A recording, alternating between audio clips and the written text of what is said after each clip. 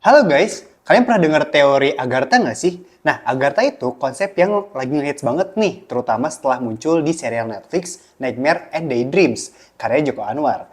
Jadi apa sih sebenarnya Agartha itu? Yuk kita bahas.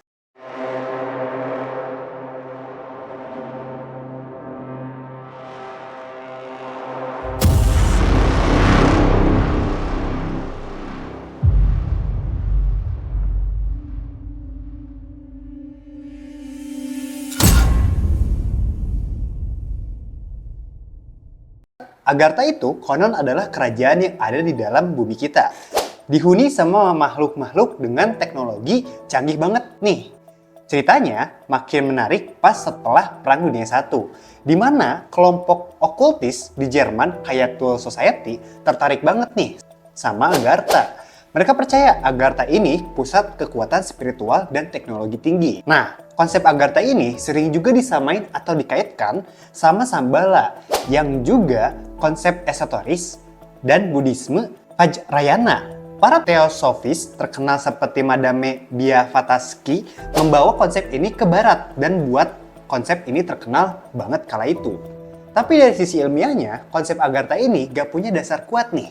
Penelitian geologi, modern, dan ilmu pengetahuan lainnya udah bantah teori bumi berongga ini. Gak ada bukti kuat bahwa beneran ada kerajaan misterius di dalam bumi kayak yang dijelasin di dalam legenda Agartha. Meskipun begitu, konsep Agartha ini masih sangat mempengaruhi budaya populer. Dia sering muncul di banyak film, buku, bahkan sampai games, dan selalu bikin penasaran sama dunia yang misterius dan katanya lebih modern dari manusia. Jadi intinya, meskipun Agartha mungkin cuma mitos, dia tetap bikin kita terpesona dan memberikan ruang buat imajinasi kita menjelajahi sisi gelap dan misterius dari bumi kita ini.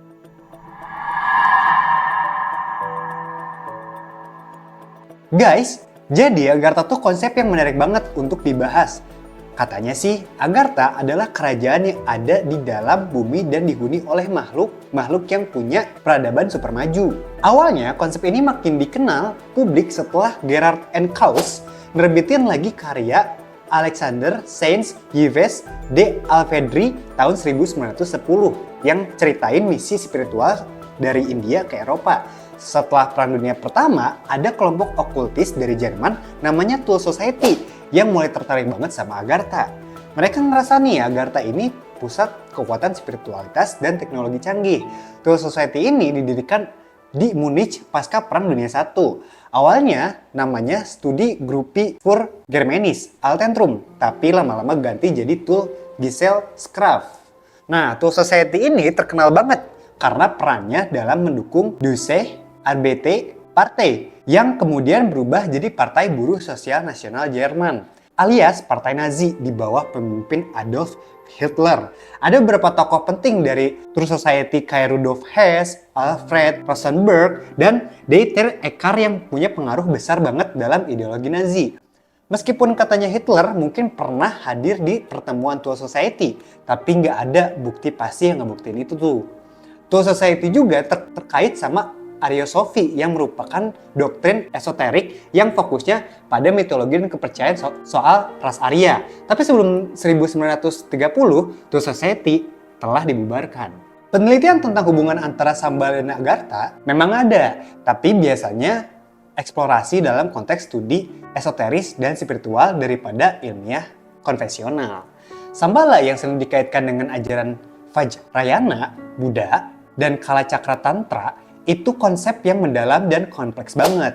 Dia menggambarkan nih kerajaan mitos yang dianggap pusat pencerahan dan kedamaian. Di sisi lain, Agartha sering dijelasin sebagai kerajaan fisik yang tersembunyi di dalam bumi. Mereka punya peradaban maju dan teknologi yang canggih banget nih. Meskipun beda dalam beberapa hal, keduanya sering disambungin karena nunjukin tempat-tempat utopis yang tersembunyi dan punya peran penting dalam tradisi esoteris. Ada juga studi dari UIN Sunan Kalijaga yang ngelihat Shambhala dari sudut pandang filsafat perennial. Mereka coba ngertiin spiritualitas Shambhala dalam konteks yang lebih luas dari tradisi lisan Buddhisme Tibet. Penelitian ini coba jelajahi bagaimana Shambhala jadi panduan buat umat Buddha buat mencapai pencerahan dan interaksi dia dengan ajaran spiritualitas lainnya. Nah, kita masuk nih ke pengaruh Nicholas Roy Rich. Kita akan lihat seberapa dampak teorinya dia terhadap Agartha ini. Nikolai Roerich, seorang filsuf dari Rusia, ngebet banget nih sama Shambhala dan Agartha. Dia bahkan katanya udah nyari pintu masuk ke Shambhala lewat lorong bawah tanah yang kira-kira terhubung ke Lhasa, ibu kota Tibet. Pas dia jalan-jalan ke Asia Tengah dan Tibet, Roerich catat semua pengalaman dia dalam bentuk legenda, parabel, dan catatan yang ceritain bagaimana aspek tentang Shambhala. Meskipun banyak yang percaya bahwa Roerich nemu petunjuk soal Shambhala pas eksplorasinya, tapi nggak ada bukti pasti yang nunjukin dia beneran nemu pintu atau pintu masuk ke kerajaan itu. Karya-karya Roerich, entah dari lukisan atau tulisan, sering ceritain perjalanannya nyari Shambhala lebih sebagai perjalanan spiritual dan simbolis, bukan cuma cari lokasi geografis beneran. Tapi dari sudut pandang ilmiah, konsep Agartha tuh nggak ada dasar kuatnya. Meskipun Edmond Halley di astronom dan ahli geofisika udah ngebayangin bumi bisa jadi punya struktur berlapis-lapis dan inti. Dan John Kelvin Sames Jr. pada abad ke-19 yakin ada lubang di kutub utara dan selatan yang bisa masuk ke dalam bumi. Tapi penelitian geologi modern sekarang ini udah ngelawan teori bumi berongga ini secara habis-habisan. Mereka bilang bumi ini solid banget dengan inti yang panasnya lebih tinggi dari permukaan matahari. Bukti-bukti ilmiah yang ngebantah keberadaan Agartha juga cukup kuat berasal dari berbagai disiplin ilmu. Pengetahuan geologi modern nunjukin kalau bumi ini punya lapisan padat semua dengan inti yang panasnya nggak mungkin ada ruang kosong besar di dalamnya buat Agartha. Penelitian seismologi yang pakai gelombang seismik buat lihat struktur dalam bumi juga nggak nemu bukti ada ruang kosong besar yang bisa dihuni sama peradaban kayak Agartha. Teori gravitasi Newton juga bilang massa bumi yang besar dan distribusinya merata bisa ngasih gravitasi yang kita rasain di permukaan, yang enggak cocok sama teori bumi berongga. Terus, eksplorasi dari satelit dan misi antariksa yang udah detail banget membakar permukaan bumi juga tidak menemukan bukti bahwa ada pintu masuk rahasia ke dalam bawah tanah. Penelitian tentang magnetisme bumi juga nggak menemukan anomali yang bisa nunjukin keberadaan Agartha. Kalau dari sudut pandang biologi, kondisi ekstrim di dalam bumi kayak suhu dan tekanan yang super tinggi juga nggak mungkin buat mendukung kehidupan kompleks yang diceritain dalam legenda Agartha. Jadi intinya, meskipun konsep Agartha itu menarik sebagai mitos atau cerita alegori, bukti ilmiah yang ada sekarang jelas-jelas menolak kemungkinan keberadaannya sebagai entitas fisik di bawah permukaan bumi. Konsep Agartha udah ngasih inspirasi yang luas dalam budaya populer, guys. Sering muncul sebagai tema di film, cerita fiksi. Cerita tentang kerajaan bawah tanah yang maju ini menarik banget karena bikin imajinasi kita tentang dunia yang masih misterius dan belum terjelajahi. Misalnya di film Children Who Case Lost Voices, Agartha digambarin sebagai dunia tersembunyi yang penuh petualangan dan misteri yang bisa ngajak penonton tenggelam dalam cerita yang penuh fantasi dan mendalam. Terus lagi serial TV kayak Nightmares and Daydreams dari Netflix. Mereka ambil inspirasi dari teori bumi berongga dan campurin dengan elemen-elemen supranatural. Bikin cerita yang menarik dan bikin penonton ketagihan sama gagasan tentang peradaban maju yang ada di dalam bumi. Ini nunjukin kalau Agartha nggak cuma tetap jadi mitos, tapi terus berkembang dan beradaptasi dengan zaman, bukan perspektif baru dan tantangan batasan realitas. Pengaruh Agartha juga kelihatan di literatur, di mana penulis-penulis pakai konsep ini buat jelajahi ide-ide tentang sejarah alternatif seperti dualitas dan teknologi.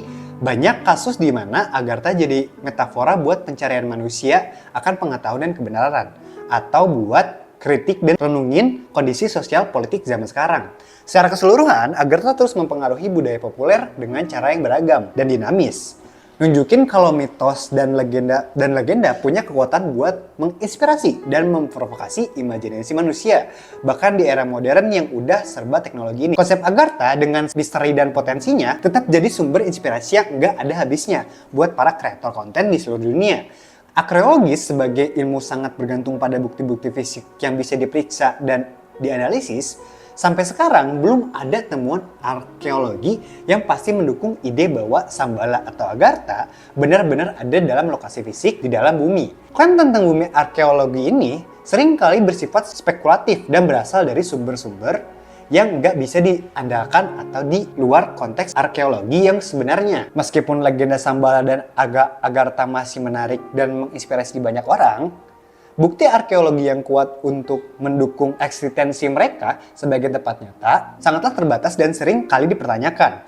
Penelitian arkeologi yang serius dan bisa dipercaya sampai sekarang belum menemukan bukti konkret yang mendukung narasi ini sebagai sejarah atau sebuah objek penemuan arkeolog yang sesungguhnya. Tapi baru-baru ini ada penemuan menarik terkait piramida Agung Giza guys. Sebuah terowongan tersembunyi ditemukan di dalamnya, sekitar 9 meter panjangnya, di dekat pintu masuk utama piramida. Proyek scan pyramids yang dimulai sejak tahun 2015 pakai teknologi modern seperti radiografi muon, termografi inframerah, dan rekonstruksi 3D untuk menyelidiki struktur internal piramida ini. Bentuk langit-langit terowongan menunjukkan bahwa mungkin dibuat untuk mengurangi beban pada struktur piramida. Tapi masih ada pertanyaan besar, apakah koridor ini memang sengaja dibangun untuk meringankan beban pada pintu masuk utama atau mengarah pada ruang lain yang belum terungkap? Meskipun penemuan ini menarik perhatian, penting untuk dicatat bahwa ini beda dengan klaim tentang Shambhala atau Agartha yang terus menjadi topik mitologis dan spiritualitas daripada fokus penemuan arkeologi yang konvensional. Oke guys, mungkin itu aja teori yang bisa saya kasih ke kalian. Barangkali kalian punya teori-teori menarik nih tentang Agartha, kalian bisa tambahkan atau kalian ingin membantah teori-teori yang sudah saya berikan. Kita bisa diskusi nih di kolom komentar kali ini. Jangan lupa like, komen, dan subscribe untuk video ini. Sampai berjumpa di video lainnya. Dadah!